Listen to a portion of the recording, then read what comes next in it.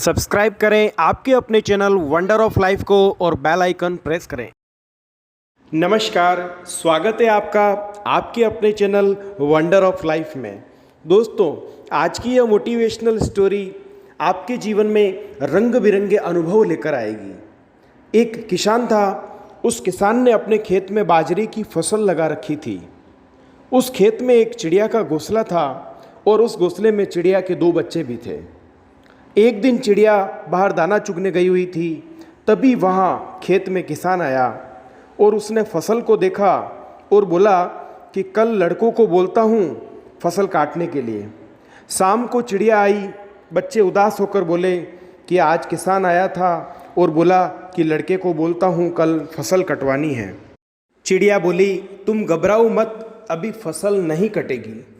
और सच में दूसरे दिन फसल नहीं कटी। 5-7 दिन निकल गए। एक दिन खेत का मालिक, वही किसान, वापस आया और फसल को देखकर बोला कि फसल पक गई है, कल श्रमिकों को कहकर फसल कटवाऊंगा। शाम को चिड़िया के बच्चों ने उदास होकर किसान की बात चिड़िया को कहा तो चिड़िया बोली, तुम परेशान मत हो, फसल अभी भी नहीं कटने वाली है। जैसा चिड़िया ने कहा वैसा ही हुआ। 5-7 दिन और निकल गए। एक दिन चिड़िया हमेशा की तरह दाना चुगने बाहर गई हुई थी। तब किसान खेत पर आया और फसल की ओर देखकर बोला कि कल मैं खुद आऊँगा और फसल की कटाई करूँगा। शाम को चिड़िया के बच्चों ने अपनी माँ से ये बात कही कि आज किसान ने बोला कि वह कल खुद आएगा और फसल की कटाई करेगा।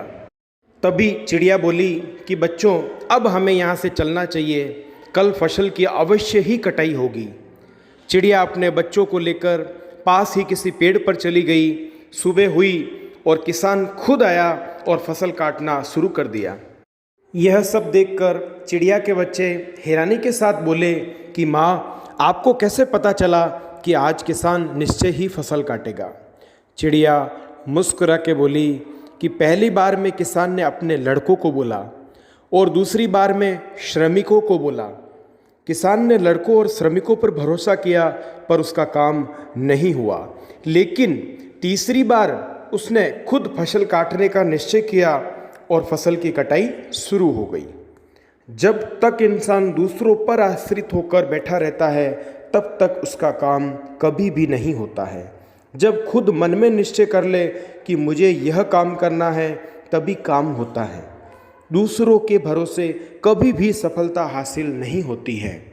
किसी शायर ने ठीक ही लिखा है कि खुदी को कर बुलंद इतना कि हर तकदीर से पहले खुदा बंदे से ये पूछे कि बता तेरी रजा क्या है, बता तेरी रजा क्या है।